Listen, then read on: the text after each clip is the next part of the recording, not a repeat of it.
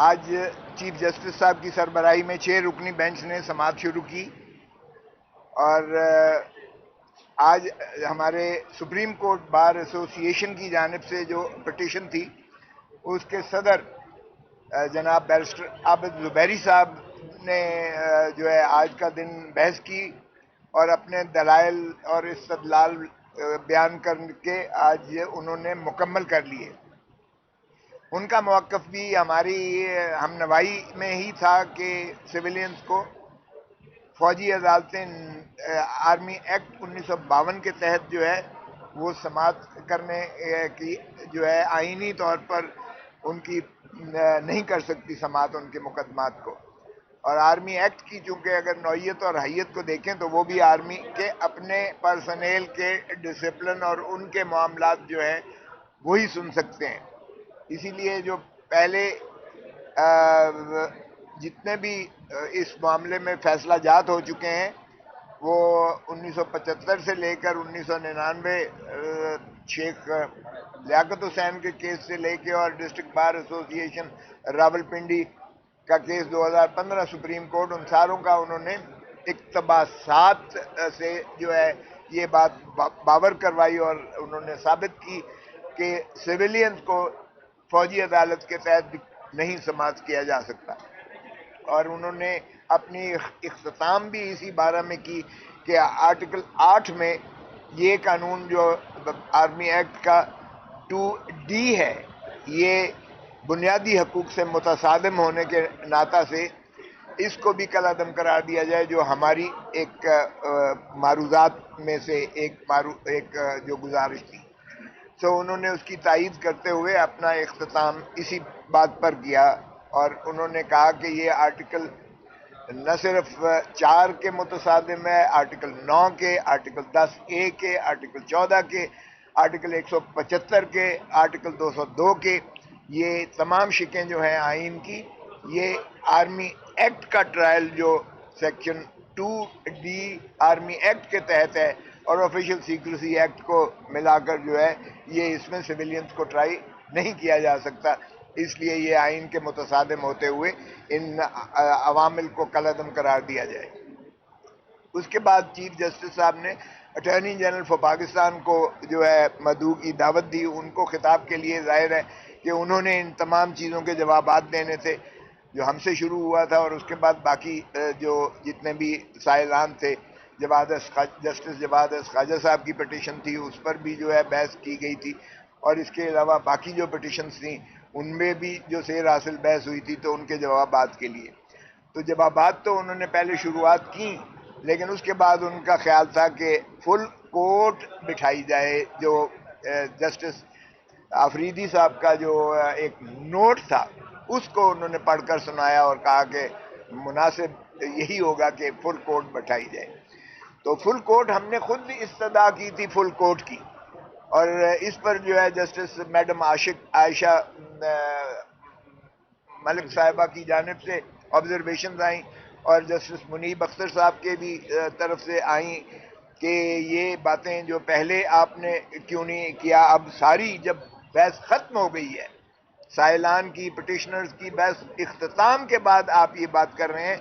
اور جسٹس عائشہ ملک صاحبہ نے کہا کہ آپ کو کیسے پتہ ہے کہ چیف جسٹس صاحب نے تمام موجود سپریم کورٹ کے جج صاحبان کو سے مشاورت نہیں کی یا ان کو بینچ کا حصہ نہیں بنایا، جس کی بات میں خود چیف جسٹس صاحب نے بھی وضاحت کی، کیونکہ ہمارا موقف یہ تھا کہ بجائے اس کے کہ 7-5-3-2 3-5 یہ جھگڑا ختم ہونا چاہیے۔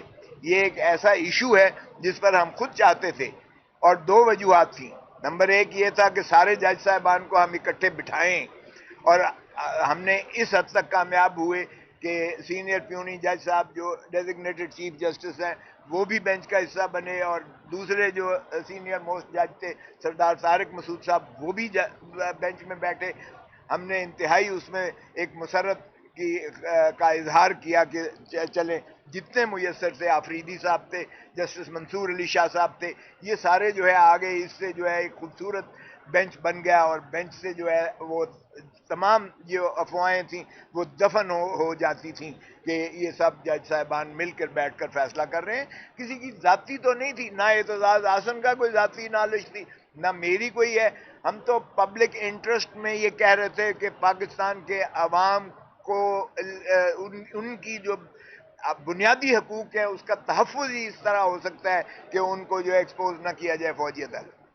اور دوسری بات میری ذاتی جو ایک اور خواہش یہ تھی کہ فوج کو اس چیز سے باہر رکھا جائے تاکہ فوج اس متنازع مسئلے میں نہ پڑے، کیونکہ فوجی عدالتوں کو نہ بین الاقوامی طور پر تسلیم کیا جاتا ہے نہ مقامی طور پر تسلیم کیا جاتا ہے، کیونکہ فوجی عدالتیں جو ہوتی ہیں وہ جج صاحبان کوئی قانون کی تعلیم سے آراستہ نہیں ہوتے ہیں، نمبر ایک. نمبر دو، یہ جج صاحبان جو ہیں یہ پاکستان کی جو عدلیہ ہے اس کی سپروائزری یا اپیلٹ جورسڈکشن کے تابع نہیں ہوتے ہیں. ان میں جو ہے وکیل اوپن ٹرائل نہیں ہوتا، پبلک نہیں دیکھ سکتی، ان کو کوئی پتہ نہیں ہے کہاں رکھا گیا ہے، کہاں ٹرائل کیا گیا ہے. فیصلے نہیں لکھے جاتے ہیں بلکہ صرف ایک لفظ ہوتا ہے گلٹی ناٹ گلٹی، کوئی دلیل نہیں ہوتی ہے اس میں. اور اسی طرح سمری ایویڈنس بھی پوری ریکارڈ کرنا نہیں ہوتا ہے، اس کی بھی سمری اور جسٹ صرف لکھتے ہیں. تو یہ نفی ہو جاتی ہے جو ہے آرٹیکل 175 کی، یعنی عدالتی نظام ہی سے متصادم ہے یہ جو آئین میں دیا گیا ہے. اور ٹرائکوٹمی آف پاور ہماری جو ہے کہ عدلیہ کو جس طرح سے ہمارے آئین کی خد و خال کو تقسیم کیا جاتا ہے یہ پیرلل ایک جوڈیشل سسٹم کے متصادم ہو جاتا ہے، جس کی یہ اور ڈسپلن جو ہے یہ عدلیہ کے اس میں نہیں آتا ہے، بلکہ یہ آرمی کمانڈ انہی کی اپنی کے آتا ہے، اپیل بھی انہی کی اپنی ہے اور الٹیمیٹ اتھارٹی بھی chief of the army staff ہے. تو اس لیے جب پہلے ہی کور کمانڈر سارے دے چکے اپنا کہ ان امپیچبل ایویڈنس ارریفیوٹیبل ایویڈنس ہے، اور کمانڈر فارمیشن آف کمانڈرز جب پہلے ہی سارے پاکستان کی جو ہے عسکری قیادت وہ مل بیٹھ کر یہ کہہ گئے کہ ناقابل تردید شواہد جن کو جھٹلایا نہیں جا سکتا، تو ظاہر ہے اس کے بعد کیا ایک کرنل یا ایک بریگیڈیئر کیا انصاف دے گا، اور اس کی ہائرارکی میں اپیلٹ اتھارٹی یا آرمی چیف صاحب کیا اس کا دیں گے جب فتویٰ پہلے ہی دے چکے اور انہوں نے یہ کہہ دیا. اور سو اس لیے ہماری نظر میں یہ بھی تھا کہ فوج اس سے مضبوط ہوگی اگر فوج ان معاملات سے باہر رہے گی سویلینز کے. یہ سویلینز کے معاملات جو ہیں عام عدالتیں اس کو ڈیل کریں، اوپن کورٹس ہو، وکیل پیش ہوں، ان کی اپیل جو ہے عدالت کے فیصلے کی ہائی کورٹ میں ہو، ہائی کورٹ کے بعد سپریم کورٹ میں ہو. یہاں نہ ہائی کورٹ میں اپیل ہوتی ہے فوجی عدالت کے خلاف، نہ سپریم کورٹ میں کوئی اپیل ہوتی ہے. سو اس لیے ہمارا موقف بڑا یہی تھا کہ الٹیمیٹ آرمی چیف کو اس میں ہوتی ہے. سو جب یہ باتیں ساری ہوئیں تو انہوں نے کہا کہ جو ہے افریدی صاحب کے نوٹ کی روشنی میں وہ کہنے لگے، تو باہر کیا پھر چیف صاحب نے اس کو سمیٹا، اور سمیٹتے ہوئے انہوں نے پھر ہماری جو ہے موقف کی جو ہے طرف توجہ مبذول کرائی کہ اعتزاز احسن کے پٹیشن میں لطیف کھوسہ نے یہ باتیں کہی ہیں، جس میں انہوں نے پٹ ایک قسم کا نوٹس پر the attorney general was put on notice کہ آپ ان چیزوں کا جواب دیں گے اور آپ ان کا جو ہے کریں. اور دوسرا انہوں نے واضح کیا کہ جو جج صاحبان میسر تھے ان ساروں کو بینچ میں بٹھایا گیا. اگر باوجود دو جج صاحبان پہلے دن جو ہے وہ انہوں نے اپنے آپ کو منقطع کر لیا اس بینچ سے، اور تیسرے جج صاحب کا جو اس لیے ان پر اعتراض کیا گیا وفاق کی جانب سے کہ یہ جواد خواجہ صاحب کے رشتہ دار ہیں اس لیے یہ بینچ میں نہ بیٹھیں، حالانکہ 2 دن پہلے انہوں نے خود جو ہے عدالت اوپن میں کہا کہ دیکھیے یہ جواد خواجہ صاحب کا یہ کوئی ذاتی پٹیشن نہیں ہے، ان کی ذاتی کوئی پراپرٹی یا کوئی منفعت کے لیے نہیں ہے، انہوں نے مفاد عامہ کی ایک پٹیشن کی ہے اور میری رشتہ داری اگر کسی کو اعتراض ہے تو آج اعتراض کرے. تو اس وقت اٹارنی جنرل نے اور تمام سرکاری وکلاء کی ٹیم نے سبھی نے کہا کہ نہیں ہمیں کوئی اعتراض نہیں ہے، جسٹس منصور علی شاہ صاحب بینچ کا حصہ رہیں. اور ہماری بھی خواہش یہی تھی کیونکہ وہ بہترین جج ہیں، ویسے تو سبھی بہترین جج ہیں سپریم کورٹ کے جتنے جج صاحبان ہیں، لیکن جتنی زیادہ ہوتی ہے اتنا ہی اس کی جو ہے ظاہر ہے کہ اثر بھی زیادہ ہوتا ہے اور اچھا ہوتا ہے. बगैर बाहर के वो एक बागैरत जज थे, उन्होंने जो है समझा कि अगर मुझ पे एतराज हो गया है तो उन्होंने खुद ही अपने आप को रिक्यूज किया, बेंच से चले गए। अब ये आज जो कुछ अटॉर्नी जनरल ने कहा, इससे एक बात तो बड़ी साबित हो गई, वाज़ेह हो गई, हुकूमत ने अपनी शिकस्त तस्लीम कर ली है। इसमें किसी को कोई शायबा नहीं होना चाहिए कि आज हुकूमत ने अपनी शिकस्त, अपने इस केस की कमजोरी, अपने इस केस की जो है बिल्कुल एक जवाब न दे सकने का आज उन्होंने वाज़ेह तौर पर ये एतराज करके ये साबित कर दिया है। और इसीलिए चीफ साहब ने कहा अगर आपको वक्त लेने के लिए है तो बाहर के, उन्होंने कहा कि मेरे जज साहबान, जो ब्रदर जज साहबान हैं, उनकी भी मुझे यही एहसासात फील हो रहे हैं कि फुल कोर्ट का हो नहीं सकता है, इसलिए कि 3 जज तो वैसे उसमें से चले गए। जस्टिस असर मिनल्ला साहब हज पे बाहर गए हुए हैं, वो मुल्क से बाहर हैं, बाकी जज साहबान छुट्टी पर हैं, और छुट्टियां हैं आजकल, जितने जज साहबान मुयसर थे वो सारे बेंच में मौजूद हैं। तो इसलिए उन्होंने कहा फिलहाल बाहर का कल के लिए रखा है, और उन्होंने कहा है कल आप जो है तमाम अमूर पर बहस कीजिएगा। और फिर एक और जो माशाल्लाह रिस्पोंडेंट के जो वफाकी वजीर हैं, उनके वकील साहब भी आखिर में खड़े होकर फरमाते हैं कि 3 जज साहबान पर एतराज है। तो अब एक तरफ तो वफाक कह रही है, अटॉर्नी जनरल कह रहा है कि फुल कोर्ट बैठे, दूसरी तरफ 3 जज साहबान तो वैसे चले गए, उनको मजबूर नहीं कर सकते। 3 पर एक वफाकी वजीर का जो है वकील खड़ा होकर कह रहा है कि 3 जज ये भी चले जाएं। तो मुझे बताएं कि इससे ज्यादा हम क्या तसव्वुर करें कि खुद वफाक के अपने अंदर जो है इनके अंदर कोई हम आहंगी नहीं है, और हीले बहाने से सिवाय इसके कि तबालत कर रहे हैं, और इनका कोई मुझे तो मतमा नजर समझ नहीं आया है। इसलिए कल आपके लिए एक इसको तसलसल है, और उम्मीद है इंशाअल्लाह कि इस हफ्ते के अंदर सुप्रीम कोर्ट इसको मुकम्मल करके और फैसला दे देगी, और हमारी यही ख्वाहिश होगी कि फैसला इसमें दिया जाए ताकि ये बात वाज़ेह हो जाए कि सिविलियंस को फौजी अदालतें सुन सकती हैं या नहीं, ताकि उन 102 हैं या जितने भी लोग हैं, और हमारी इत्तला के मुताबिक हमें खुद कंटेक्ट किया गया है, बहुत सारे ऐसे बेचारे वालदैन हैं या रिश्तेदार हैं या अजीज़ व अकारिब हैं जो इस कर्ब और अजियत में मुब्तला हैं कि क्या उनका जो बच्चा या उनकी जो बच्ची है वो क्या इस इनके तहवील में है या नहीं है, और उसका क्या बन रहा है और क्या हो रहा है और क्या नहीं हो रहा है और कहाँ रखा है और किस हालत में है। वो तमाम इंसानी हकूक़ की पामाली जो है अभी तक हमारे नज़र में बिल्कुल हो रही है, और इसलिए पाकिस्तान को सरजमीन बेआइन बनने से रोकने के लिए सुप्रीम कोर्ट को अपना जो है फैसले करना पड़ेंगे, और बुनियादी हकूक़ अवाम के जो है उनको मुसल्लम करना पड़ेगा। खोसा साहब, आप दोनों माशाल्लाह तवील अरसा इक़्तिदार में भी रहे हैं, और 70 साल पुराना कानून है आर्मी एक्ट का। इमरान खान के दौर में 25-26 लोगों को फौजी अदालतों से सजाएं मिली, उस वक्त आप दोनों खामोश क्यों रहे इस कानून के? आपकी बहुत माशाल्लाह, आपको जब उठा के ले गए थे तो मैं सबसे पहले चीफ जस्टिस ऑफ पाकिस्तान के पास पेश हुआ था, आपकी नालिश लेकर गया था। इसलिए ये ना कहें कि हम खामोश रहे, हम कभी खामोश नहीं रहे। आपने कभी चैलेंज नहीं किया इमरान खान के दौर में? देखें, एक दफा नहीं, ये तीनों जो जजमेंट्स हैं वो तीनों दफा चैलेंज किया गया। मोहतरम इमरान खान साहब के यानी भुट्टो साहब के वक्त को भी चैलेंज किया गया था। दरवेश आरबी का केस है, वकील ने चैलेंज किया था, वो भी सेटिस्फाइड। सुन लो ना, सुन लो, सारी सुन लो। फुल टैंक बनता है नहीं बनता है, इसे दो काइंडली वो बता दें कि उन लोगों के वालिदैन क्या करेंगे, वो आप एक करेंगे कि फुल टैंक बने फिर हमारे बच्चे यहाँ होंगे या क्या होगा? नहीं, इंशाल्लाह आप मुतमईन रहिएगा।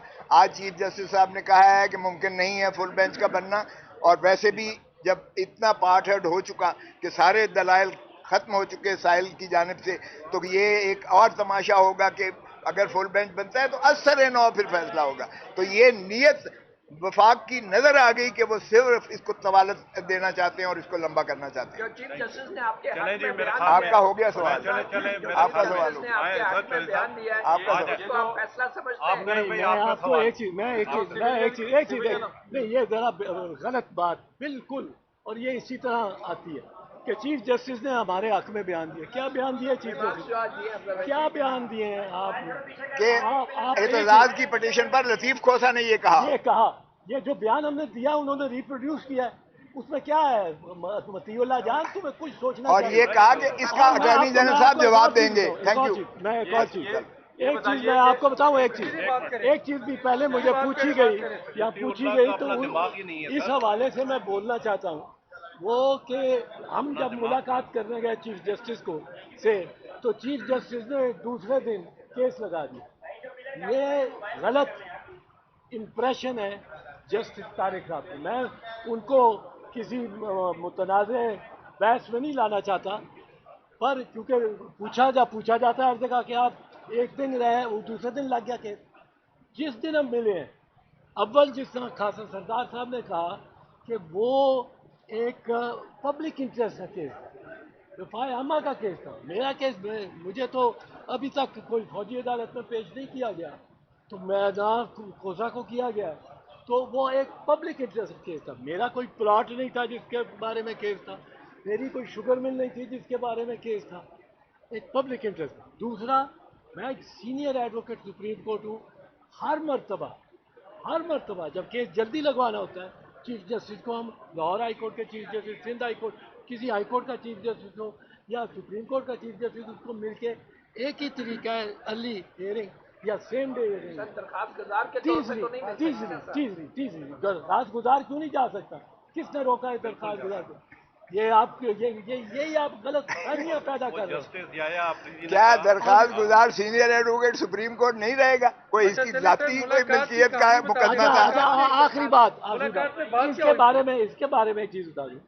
یہ غلط فہمی جج صاحب نے پیدا کر دی ہے کہ ہم دوسرے دن کیس لگ گیا، ہم ملے ہفتے کے روز سیٹرڈے کو، کیس لگا تھرسڈے کے روز، 3 دن 4 دن 5ویں دن وہ چیف جسٹس صاحب نے اپنی مائنڈ اپلائی کی ہوگی، اپنے لوگوں دوستوں سے کنسلٹ کیا ہوگا.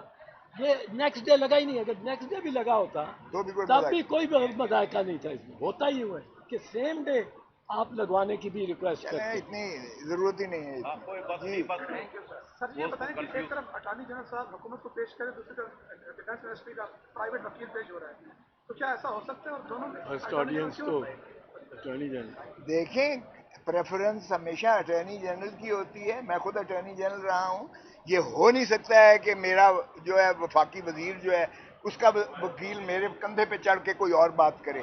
یہ ان کی اپنی جو کنفیوژن ہے حکومت کے اندر، اپنی جو دراڑ ہے یا اپنے ایک فکری انتشار ہے، وہ ان سے پوچھیے گا. لیکن یہ کبھی نہیں ہوا. میں خود اٹارنی جنرل رہا ہوں. یہ نہیں ہو سکتا کہ کوئی پرائیویٹ وکیل جو ہے، اور وہ بھی حکومت کے کسی وزیر کا، وہ آ کر اٹارنی جنرل کے کندھے پر سوار ہو جائے. یہ کبھی ہوا نہیں ہے. Please don't do. اس میں آپ کو یہ چیز بھی عرض کروں کہ یہ basically attorney general has the first right of audience کسی بھی کیس میں، کسی دنیا میں، دنیا ساری میں عدالت اس کو پوچھتی ہے وہ خود کھڑا ہو جائے. جس طرح leader of the opposition house میں ہوتا ہے کھڑا ہو جائے، debate has to go to him. اس طرح اٹارنی جنرل بیٹھا ہوا کسی سول کورٹ میں، کسی ہائی کورٹ میں، کسی جج میں، اگر وہ کھڑا ہو جائے کہ میں نے بات کرنی ہے proceedings, he has the right of first audience. تو اس میں اب گورنمنٹ کا بڑا عجیب موقف ہے. 3 جج اپنے آپ کو علیحدہ کر گئے، پرویز صاحب، طارق مسعود صاحب اور منصور علی شاہ صاحب. 3 ججز پر اب گورنمنٹ آبجیکشن لے رہی ہے.